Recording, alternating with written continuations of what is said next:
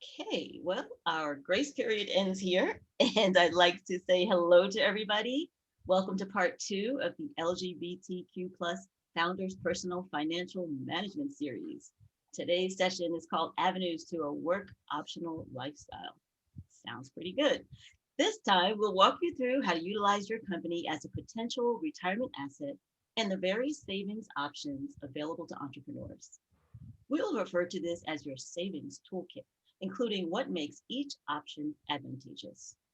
Additionally, we will discuss non salary compensation you might receive, such as equity and stock options. As with part one, we plan to leave you with a guide to help you feel more empowered around these topics as you navigate your founder's journey. Our two financial planning experts from Abacus Wealth Partners are back. Christopher Stroup, MBA, works as an advisor for Abacus Wealth Partners, a fee-only independent firm that is a change maker in the financial planning world, with a focus on impact and socially responsible investing, diversity and inclusion, and making financial planning accessible. As a member of the LGBTQ plus community, Christopher is passionate about the intersection of startups, entrepreneurship, and wealth management, and he focuses much of his work on serving the needs of LGBTQ plus members of senior leadership across emerging and Fortune 500 companies. Newly appointed to the Financial Planning Association's Next Gen Executive Committee, he is the first openly gay advisor to be elected to the board, where he will lead diversity, equity, and inclusion efforts to build a sense of belonging among all professionals within the industry, regardless of race, ethnicity, gender, social orientation, age, or other ideologies, while also striving to bring financial planning to traditionally underserved communities that have the most to gain from quality financial advice. When not reading the latest startup updates on Crunchbase, you can find Christopher at the beach playing sand volleyball. I'm sorry, subjecting himself to ice water plunges. I think I was shocked. At his favorite social wellness club, reading a book, enjoying a large glass of Malbec, traveling, or catching up with his four older siblings. Joining him is Laura Morganelli. She is a certified financial planner at Abacus Wealth Partners. As a female in a still primarily male dominated industry, Laura is passionate about helping others excel in their own careers and achieve success. Her main goal is to bring a sense of peace to people's financial lives. She enjoys working with providing guidance to individuals on all aspects of financial planning. Laura enjoys making these topics, which can sometimes feel complex and scary, feel more simple, human, and enjoyable. As a child, Laura can remember her dad telling her, if you love what you do, you'll never work a day in your life. Those words stuck with her through the years and impacted each choice she made. This resulted in her finding a career that allows her to connect with different people every day, satisfies her desire to continue learning, and leaves her with a sense of genuine fulfillment. Outside of work, Laura enjoys curling up with a good mystery novel, spending time with her family, attempting new workout classes, trying new restaurants, traveling, hitting up her favorite brunch spot with friends, or simply taking her pup Bella for a long walk. This event is being brought to you by Start Out. For those of you who are new to Start Out is a nonprofit organization founded in 2009 that focuses on empowering LGBTQ plus entrepreneurs. Start Out's mission is to increase the number, diversity, and impact of LGBTQ entrepreneurs and amplify their stories to drive the economic empowerment of the community. In essence, Start Out is about networking, entrepreneur support, and community. If you are a founder, Start Out provides direct individual support through mentorship, office hours, investor connections, and the Start Out Growth Lab. Consider joining Start Out by visiting www.startout.org. My name is Cindy Lamar, and I am a transformation coach, instructional designer, and storyteller who specializes in creating content that ignites growth in individuals and teams. Love is my why, and music is my passion. I will be your moderator for this event. If you have questions, please ask them in the chat, keeping in mind that Christopher and Laura cannot answer highly personalized questions because they truly must know someone's full money story before offering advice. Well, welcome everybody. Let's get started. Thank you, Cindy, once again for the wonderful introduction. Christopher and I are incredibly grateful to start out for inviting us back to speak, and we're very excited to be joining you all tonight. For those of you who joined us last time, we had talked about how we wanted to shift the focus from building your business and what that looks like to thinking about financial planning on more of a holistic level. And this time we want to narrow our focus just a bit more into the ways that you can build wealth as an entrepreneur. Some of the vehicles available to you. And once again, our goal is to provide you with the information you need to create a very solid foundation for your personal financial life. Yes. And just like last time, if you have any questions, drop them into the Q&A thread and Cindy will work on integrating those into today's discussion. We'll do our best to answer all of the questions that you throw at us. We hope you have a lot. But as was mentioned, if it's highly personal, we may not be able to answer that question because we truly want to know the full scope of your, money story before we could offer such granular advice. This session is truly about educating you on some of the broader financial topics relevant to entrepreneurs.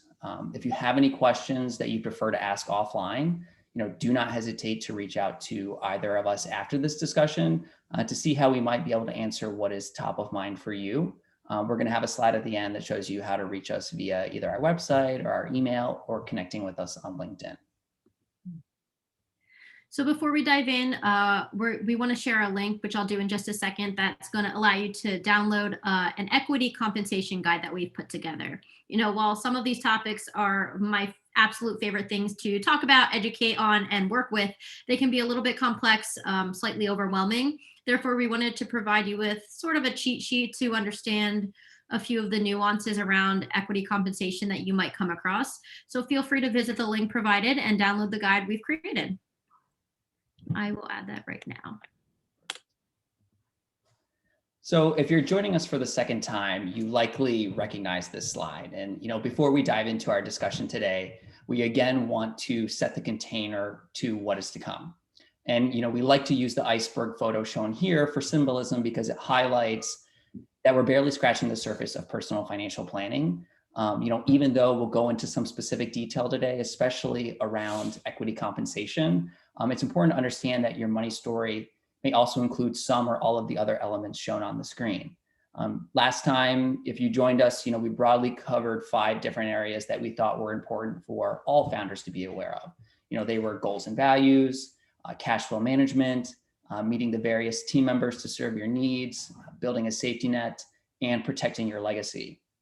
Today, what we're going to do is pivot and focus the discussion on 3 categories that become increasingly important to achieving that work optional lifestyle that you may desire, especially as your startup begins to transition from potentially a small business that you started out of your living room to something more substantial with scale. And so with that, what are we going to talk about today?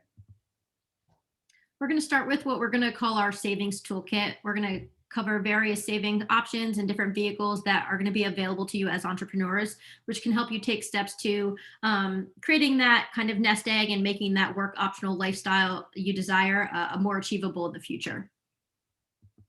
Next, we're going to go on to stock options. And this is really where we're going to spend most of our time today. We're going to look under the hood of this financial planning element to discuss, what are they, the different types of options that you may receive, how are they taxed, and how might you be able to best use them to your advantage. And finally, we'll discuss restricted stock units, which is another form of equity compensation you may come across, especially as your business grows and expands. We'll briefly discuss what makes them quote unquote restricted and how these differ from traditional stock options. So what we're first going to cover is the savings toolkit. And the theme of this discussion, as mentioned earlier, is avenues to a work optional lifestyle. And it's important to know that, there's not a one size fit all plan for reaching that. Since every situation is unique, it's important to look for savings vehicles that best align with your personal situation and your ultimate goals. And so what we're going to quickly do is outline several pathways that are worth having on your radar as an entrepreneur. Please note that a more in-depth analysis of your situation would be needed to better understand, which of these options that we're about to discuss may make the most sense for you at this time. So first up, we're going to talk about the 401k. And there are really two options here depending on where you are in the stage of your business. Option one is the one participant or individual 401k plan. The solo 401k is designed for an individual business owner without any workers. If you're currently the only one working at your startup and you don't have any employees, you may be eligible for the solo 401k option. Maybe you've grown beyond yourself and you have multiple employees, and you're likely going to benefit then from utilizing the standard 401k plan, which is meant for startups that have grown beyond the founding employee. When it comes to how much you may be able to contribute to a 401k, the limits are actually pretty generous. The IRS currently allows contributions up to $57,000 in 2020 between what the employee contributes and what the employer can contribute. If you happen to be 50 or older, you can also make a catch-up contribution of $6,500 in 2020. And when you make contributions to a 401k, you do so with pre-tax dollars. And what this allows you to do is reduce your taxable income today.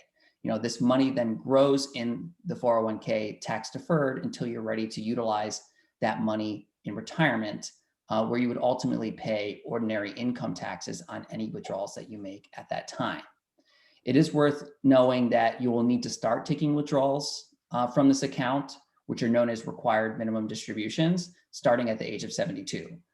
You also may face penalties if you take money out before age 59 and a half that are worth knowing. The next item on the savings toolkit is the traditional IRA. And it's important to note that the IRA or IRA stands for Individual Retirement Account. This IRA is only available to those who have earned income. So let's say that you made $2,000 of earned income in 2020, you would be able to contribute up to $2,000 into the account. It's important to know that this type of account, there's a much lower contribution limit than what is associated with the 401k. The contribution limit for a traditional IRA is $6,000 in 2020. Just like the 401k, there is a catch-up if you are 50 or older. And with the catch-up, you can contribute upwards to a maximum of $7,000 in 2020. Like the 401k, you may be eligible to receive a tax deduction for money that you put into a traditional IRA. Fast forward to retirement, when you go to withdraw these funds, those withdrawals would be considered taxable income at that time. So you'd be taxed at your ordinary income rates for both federal and state taxes when you make a withdrawal. And the traditional IRA also has the same required minimum distributions criteria as the 401k, in that you must begin taking distributions once you turn 72. The third option in your savings toolkit is the Roth IRA. And I want you to think of the Roth IRA as the sibling to the traditional IRA. They're in the same family, but have some differences that make them unique from one another. Just like the traditional IRA, you need earned income to be able to contribute to a Roth IRA. And the amount contributed cannot be more than what you've earned for a year. As with the traditional IRA, the contribution limits are the same. You can set aside up to $6,000 in 2020 or up to $7,000 if you are age 50 or older. Where the traditional IRA and the Roth IRA are different is on the tax side of things. Unlike a traditional IRA, contributions to a Roth are done with after-tax dollars.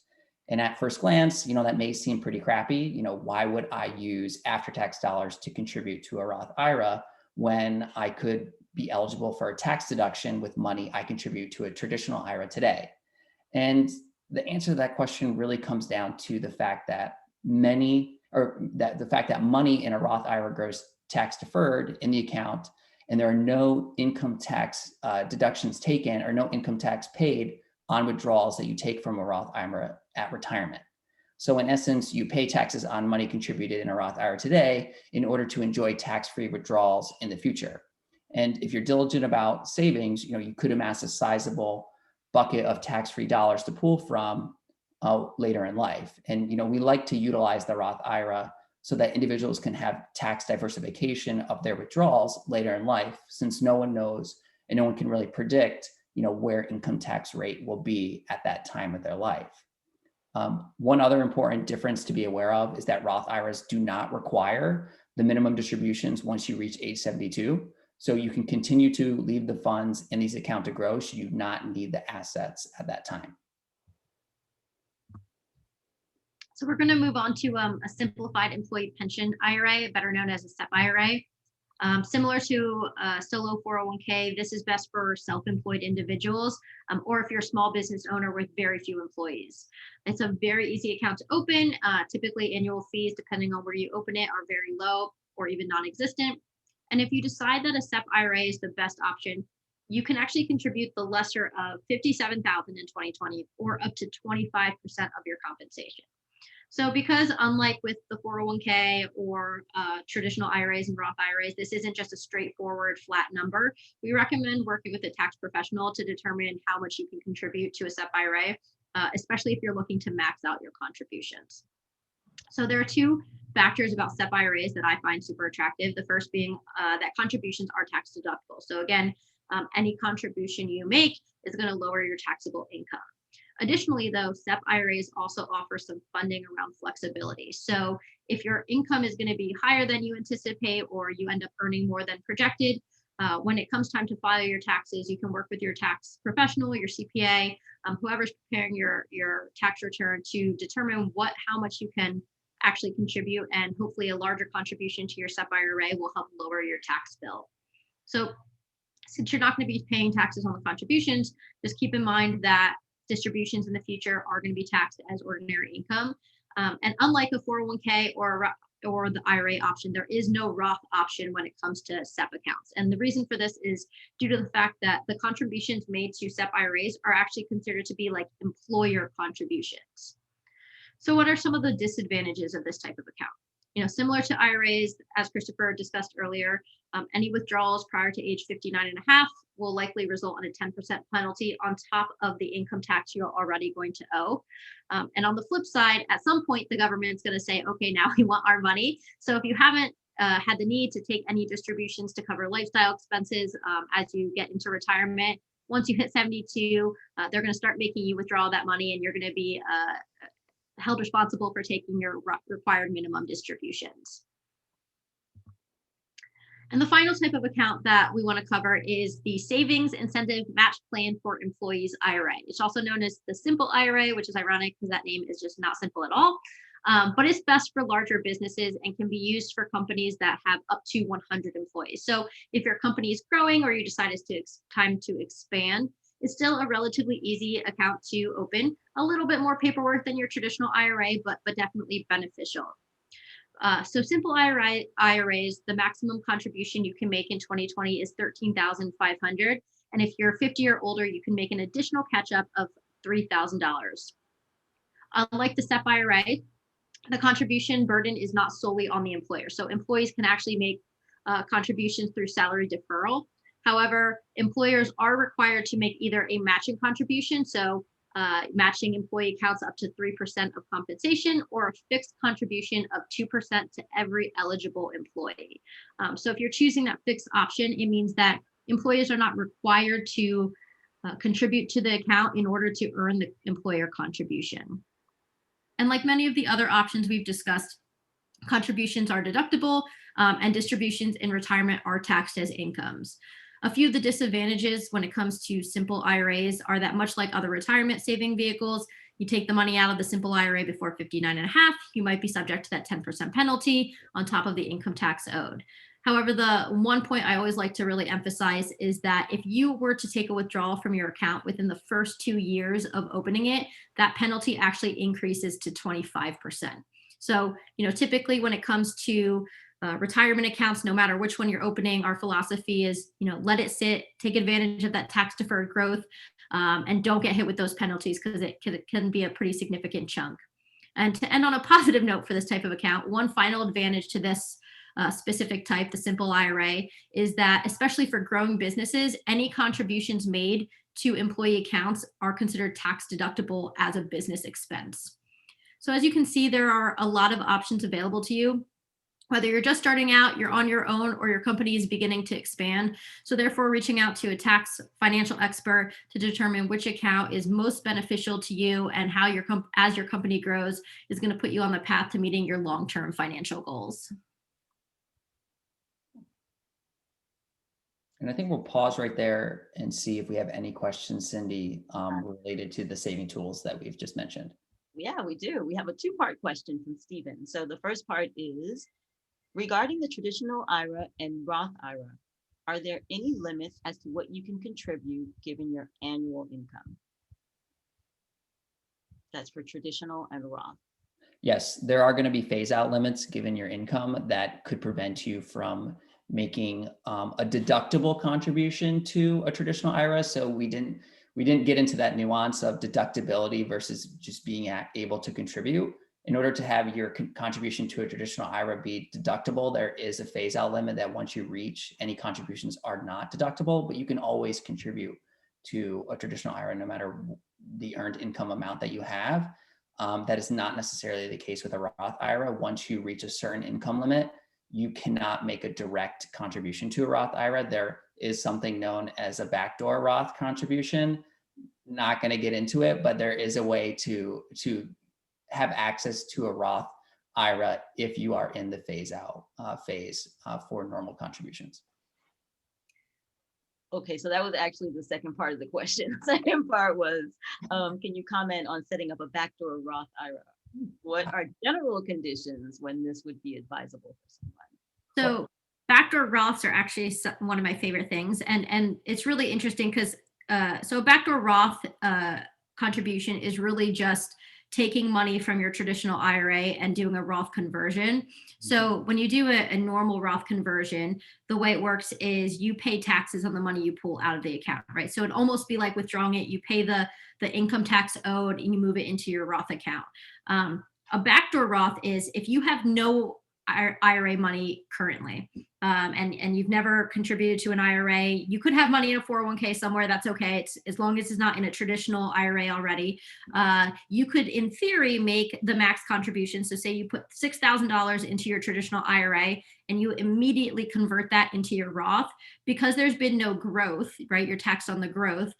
Because there's been no growth, it'd be essentially like a tax. There'd be no tax consequence on that conversion. And it'd be almost like being able to put your money right into the Roth IRA without having to have any tax consequences. It's one of my favorite things to do with people because it's almost like this loophole. But it's a great option to take advantage because I personally love having money in, tax deferred Roth, traditional Roth money, because like Christopher said, you're never going to know exactly what taxes are going to be in the future. I'm not even sure I could be confident about what they're going to look like 2 years from now. So, it's just another way to take advantage of that. But if you do have money already in an IRA, a traditional IRA somewhere, not to say that it's not something you should do in doing some Roth conversions, but I would work with a CPA to make sure you're not accidentally bumping yourself into a higher tax bracket.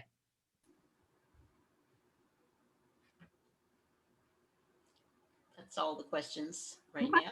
Okay, perfect. That was great. I didn't realize we were going to talk about backdoor Roths on this call. That was good. Love it. No.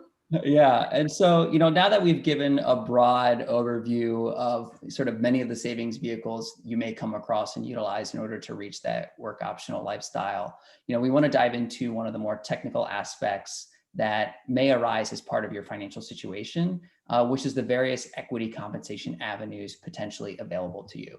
And so, as you can see on the screen, these include incentive stock options, non-qualified stock options, and restricted stock units.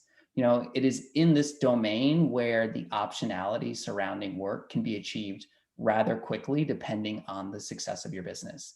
And Laura loves talking about this, so she's going to be the one leading much of this topic. But what we're going to do is do our best to make this as easily digestible as possible. But we aren't expecting you to walk away having captured everything that we mentioned. That's why we put together the equity compensation guide for you to reference sort of after this discussion. So with that, Laura, let's do stock options. All right. Christopher's right. This is one of my favorite things to talk about. So essentially, there are two types of equity that startups can utilize. The first is common stock, which is what we're going to be talking about most of the time because it's the one that's primarily issued to founders and early employees of companies. And the second is preferred stock, which is typically issued to investors. So When a startup is in its early stages, typically they issue what is known as stock options. And stock options are such an increasingly popular way for new companies, startup companies, to compensate employees in a very cost-effective manner, because it's not going to negatively impact your cash flow, right? It's not like paying out a salary. So not only can options be used to attract potential employees, but they also incentivize employees to continue to work hard, so that the fair market value or valuation, if you're a private company, of that stock continues to rise. So what are stock options? Very simply put, they are a contract given to an employee which allows you to purchase a certain number of company stock at a predetermined price. We also want to quickly break down some of the important terminology to understand when discussing stock options. And you can find all of these on the equity compensation guide. So feel free to follow along there for reference. The first two terms that we want you to understand are around the grant period, and they are the grant date and the grant price. The grant date is the date which you are first given your options or type of equity as part of your employment. And the grant price is just the price at which your company dictates you can purchase the specific stock, which can be found, in the stock option agreement that you'd be given. The next that we want you to understand is the exercise date and the exercise price, and which is similar to the first two terms. The only difference is that it's just at a different point in time. The exercise date is the date at which you can exercise or take action on your options. You can exercise at any time once your vesting date has arrived. And the exercise price is the price at which you exercise your options. So this is usually the same as the grant price, which is going to be a predetermined amount.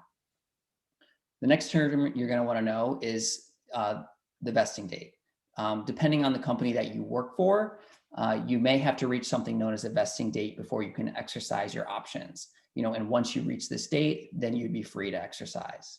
The next term is the expiration date. You should know that your options are likely available for a finite period of time. It is not uncommon for options to have an expiration date.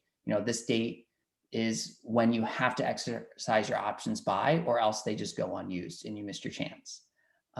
We then want you to be familiar with the market price. And this is just the current price of the stock as it is on the market. And, if you're still private, which may be the case for many of you joining us, the market price would ultimately be based on a formal appraisal of your company. And lastly, we want you to be aware of what makes the sale of your stock options either a qualifying disposition or a non-qualifying disposition.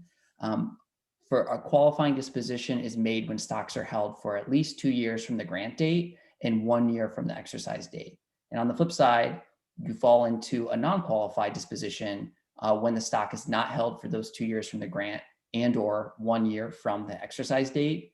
And determining if you fall into the qualified disposition bucket or non-qualified disposition bucket really becomes important when understanding the tax implications of selling your options. And Laura's going to go into this into great detail when she goes over an example for this. So how do they work? As I previously mentioned, stock options are a contract. So before you're even awarded any options, you're going to be signing a contract that's going to outline the terms on which you receive the stock. This contract is going to outline a few important details such as grant date and your vesting schedule. So as Chris said, the grant date is the day your options begin to vest, and your vesting schedule, which Chris will cover in just a little bit, determines when you are able to exercise or purchase the stock at a predetermined price. And again, this is no matter what the fair market value or the appraisal of your company currently is. And what most people don't necessarily realize is you don't have to exercise your options, hence the name stock option. However, you do have a very specific time frame in which to decide whether you want to take advantage of them before they expire. And typically, options expire within 10 years of the grant date. So there are two types of stock options that a company might offer: incentive stock options and non-qualified stock options. So incentive stock options are the most common type of security issued to employees when a company is getting started. They're considered to be more favorable because incentive stock option holders don't have to pay taxes when they get the grant, and likely, not always, but likely also don't have to pay taxes when they exercise their options. But we're going to cover taxation in just a second. Non-qualified stock options are typically offered to outside contractors, consultants, or even employees who join the company later on in the stage. So as time goes on, if you start to expand and grow and you add more and more employees, you might not be offering incentive stock options, you might be offering non-qualified stock options. And unlike incentive stock options, you actually have to pay two types of taxes when you exercise and sell non-qualified stock options, which again, we will cover in just a second. So typically people will come to me and they ask, should I exercise? And determining whether or not you should exercise your options can be super stressful, and sometimes it leads to exercising with no plan in place. The appeal of having stock options or being awarded stock options is that they provide a significant opportunity to grow wealth. And this is based on the assumption, or at least at a minimum, the hope that the fair market value or the appraisal of a company's stock will continue to grow, yet that grant price, again, remains unchanged. However, with the potential for a big payout also means that there's a significant amount of risk. There's no guarantee that a stock price will rise. In fact, it could drop or it could stay stagnant. So if you exercise your options and the current stock price drops, you could end up selling your shares for less than you originally paid. And that's why it's really critical to have a strategy in place and be constantly reviewing and keeping an eye on what the best strategy for your options are. So let's talk about everybody's absolute favorite topic, taxation. We've already touched on the fact that incentive stock options are considered to be the quote unquote more favorable option when it comes to taxation, mainly due to the fact that you're able to avoid paying ordinary income tax if you meet a specific holding period. So in order to qualify for that favorable tax treatment, you must keep incentive stock options for 1 year after exercising and 2 years after the grant date. However, I just want to keep in mind that you may be subject to paying what is known as alternative minimum tax, or known as AMT, at the time you exercise. So let's run through an example because, again, this is super complex and it can be a little bit confusing. So I wanted to come up with an example that will illustrate the two possible taxations for incentive stock options. And there are going to be three factors that are going to remain constant throughout our example: the strike price, the exercise price, and the sell price. Okay. So let's say you're granted incentive stock options with a strike price of $5. 1 year after you're granted the stock options, you exercise when the fair market of the company stock is $10. At the time of exercise, the difference between the fair market value and the stock price is going to be included in your AMT calculation, which means you may potentially owe AMT when you file your taxes. Not guaranteed. Again, that's going to be working with a tax professional to figure out if you're going to owe AMT.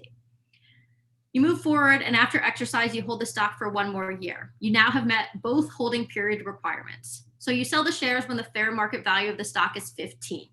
The difference between the sale price, $15, and the strike price, $5, would be what is taxed at that more favorable capital gain tax rate. And again, that's based on what your specific tax bracket is. However, as I mentioned earlier, if either of those required holding periods is not met, so for example, if after only 6 months of exercising, you decide to sell the stocks, then you lose that favorable tax treatment. And the entire difference between the sale price and the strike price will be taxed at your ordinary income tax rate.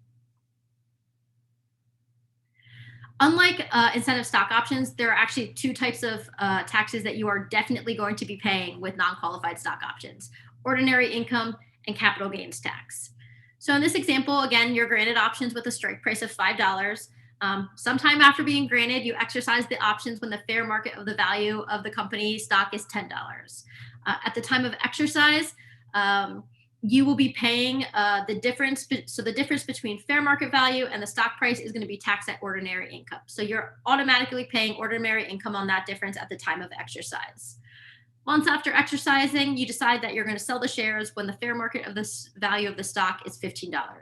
Now that difference between the sale price and the exercise price will be taxed at your capital gain tax rate. And again, that's based on your personal tax bracket. So while understanding how stock options work and how their tax can be pretty complex, it's important to come up with a solid plan in place so you don't find yourself in a situation where you owe significantly more in taxes than anticipated. Said differently, if you're exercising options, specifically non-qualified stock options, you have the potential to actually bump yourself accidentally into a higher tax bracket. So again, sitting down with a financial planner or a tax expert who can help you create a strategy that will allow you to utilize your options in the most efficient manner to to allow you to reach your financial goals is just going to be in your best interest. I think we're going to pause for questions right there, Cindy, and see if we have anything that we can answer around stock options. You're currently muted, Cindy. Let's say I turn on my sound. Okay, so let's say, I'm sorry, I lost my thought. Oh yeah, if an employer comes to someone and offers stock options as part of their compensation package, what would be some good next steps for that person? Yeah. Laura, do you want to take that, or do you want me to do it? Yeah. Yeah, definitely. So, I mean, the first step you're always going to want to do is review the stock option agreement. You really want to figure out what those important dates are, what your vesting schedule is. Keep it somewhere safe, keep it somewhere where you can keep an eye on it, or someone else is keeping an eye on it for you. Because really what you want to do is, as your stock options vest, you want to make the decision, is it time to exercise? Again, you don't have to exercise right off the bat. You can do it, right when they become vested. You can wait until, years later, again, but within that 10-year time frame, you really want to make that decision. But that's where I would start. Are there any things that a person should consider when deciding whether to exercise their options or not? The biggest thing would be tax ramifications. So again, if you exercise your stock options and they're incentive stock options, there's always that possibility that you end up paying alternative minimum tax. So I would, reach out to a CPA. They're going to be able to help you determine if that's great or the right move. And if you're exercising non-qualified stock options, you're definitely going to be paying some sort of ordinary income tax on that. And really making sure that you're not being bumped up into a higher tax bracket is probably the first thing I would look at. Not to say that it doesn't mean you shouldn't exercise your stock options. Sometimes it does make sense, right? It's income, it's compensation. It might be the right move, but you want to work with someone to make sure that you're making the right decision. And so to prepare for such a tax bill, how would they prepare? I mean, if there's expected a tax bill associated with exercising and selling, what can somebody do to get ready for that? There's a couple of different things you can do. If you can, one thing you can do is just kind of take a portion of the proceeds and put it into an account that you're going to earmark for taxes. That's typically what we recommend, is just, making sure that you have it somewhere to pay that tax bill. It's going to be coming down the pipeline. The last thing you want is just to have, taxes due and you don't have the cash available to pay the bill. Okay. I don't see any other questions, so take it away. Okay. So the last category we want to cover today is restricted stock units. And so, as companies grow, they sometimes decide to issue restricted stock, such as RSUs, instead of utilizing the options that Laura talked about. And with restricted stock, you give employees shares when certain restrictions are met. And companies usually switch to restricted stock to reduce the potential of dilution. This is a potentially valuable equity award that typically carries a little bit less risk than stock options. Unlike stock options, which can go underwater and lose all practical value when stock prices fall, RSUs are almost always worth something, even if the stock price drops dramatically. And so, first up, what is an RSU? And so restricted stock units are a way an employer can grant company shares to employees. And the grant is quote unquote restricted because it's subject first to a vesting schedule, which can be based on the length of employment or on different performance goals. There are also other restrictions to be aware of, such as limits on transfers or sales that your company can impose. When trying to understand the vesting requirements of RSUs, it's important for you to understand that vesting schedules are often time-based, requiring you to work at the company for a certain period before vesting can occur. And there are really two different kinds of vesting schedules that you should be aware of. The first uses a graded vesting schedule, such as the vesting of a grant in serial portions.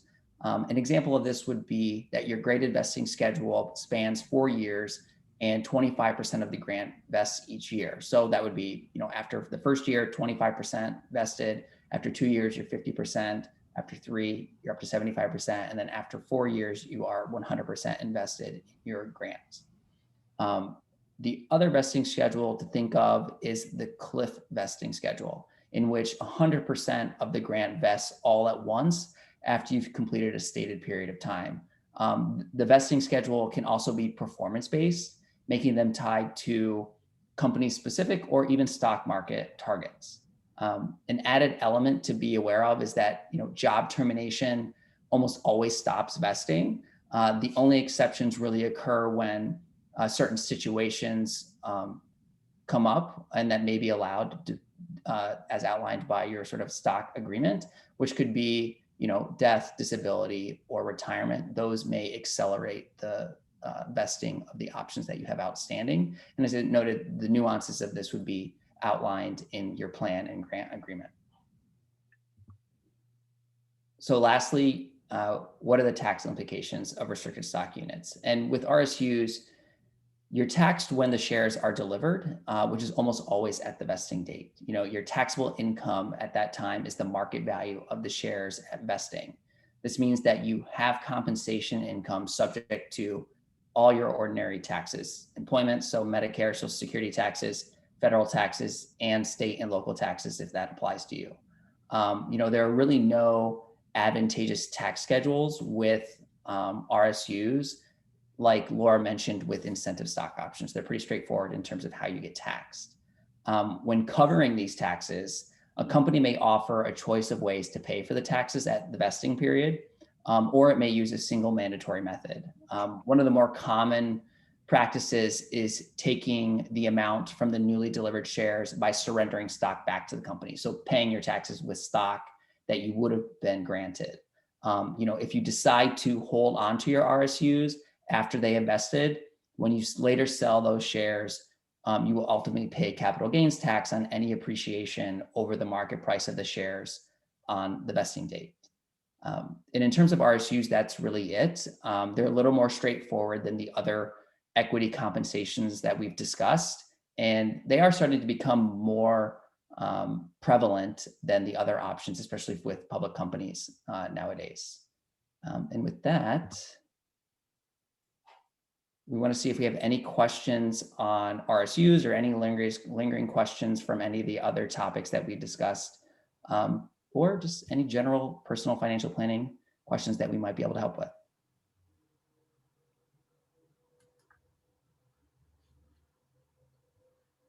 Just before we leave RSUs, if someone's granted RSUs, what are some good next steps for them to take? I actually never heard of them before today, so yeah. So for first and foremost, you want to understand is formal acceptance of the grant required, and how do you do that? How do you actually obtain the grants, with your company, and understand the paperwork that may be involved there.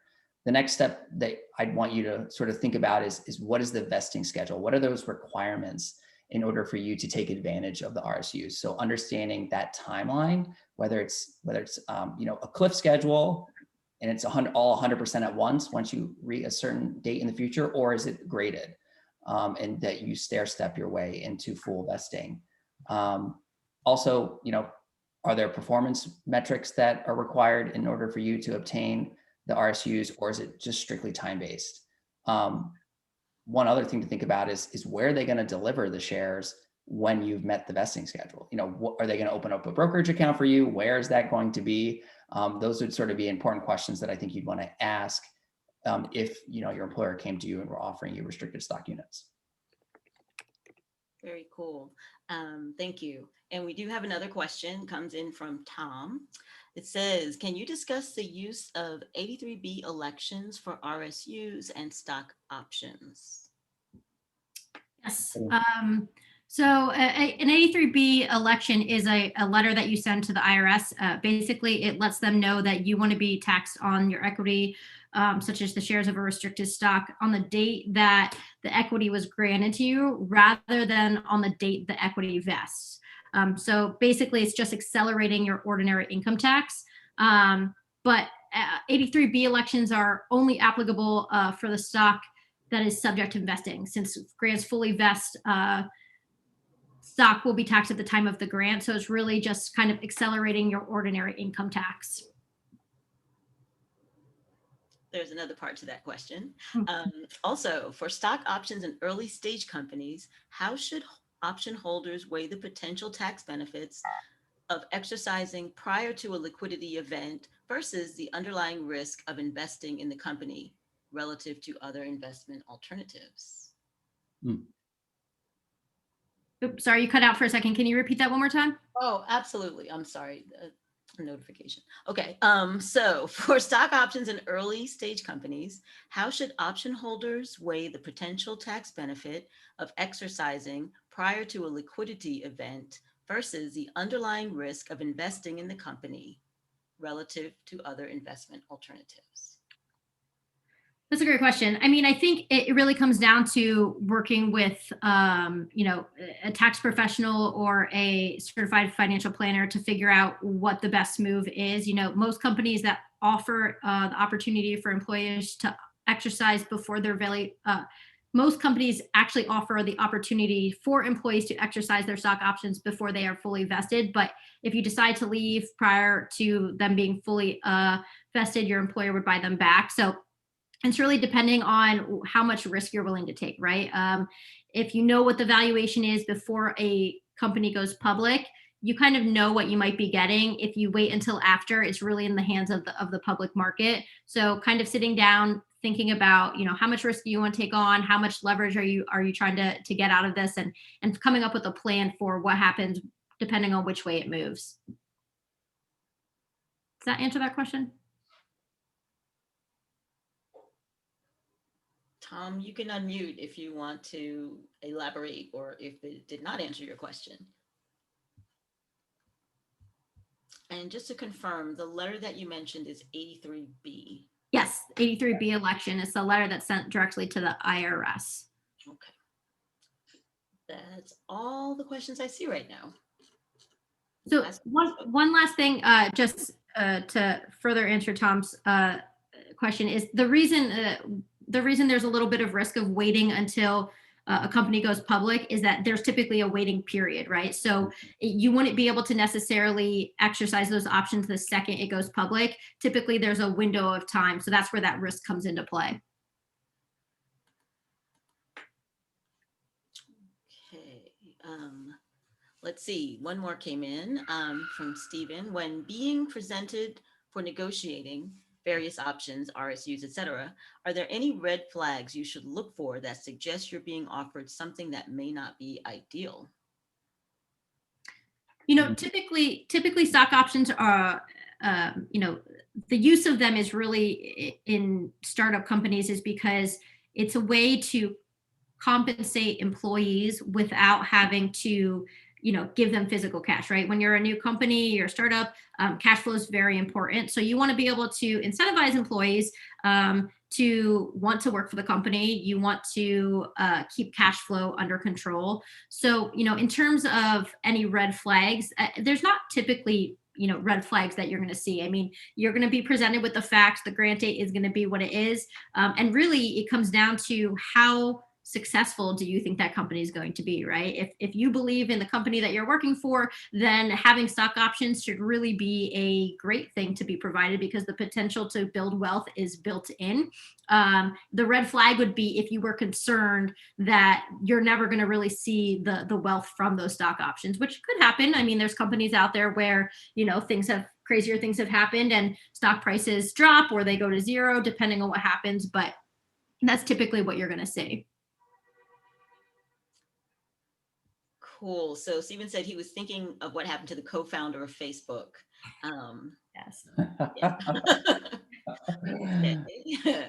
No more questions as of yet. One person asked, this recording will be posted in our YouTube channel in the coming weeks. So if you came late or if you want to hear something again, you can go there and check that out. Any final points or questions on either side?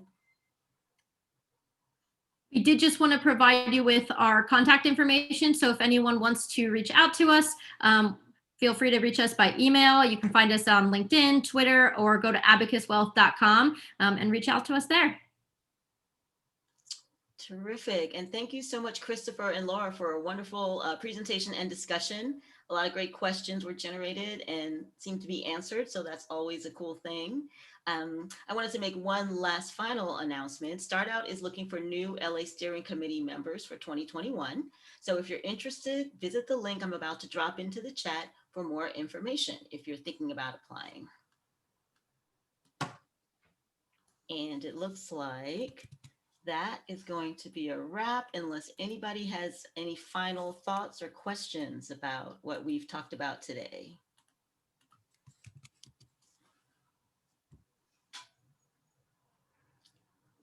All right, I think that's it. Well, thank you, everybody. Good luck with your businesses. I wish you much success for the rest of 2020 and into 2021.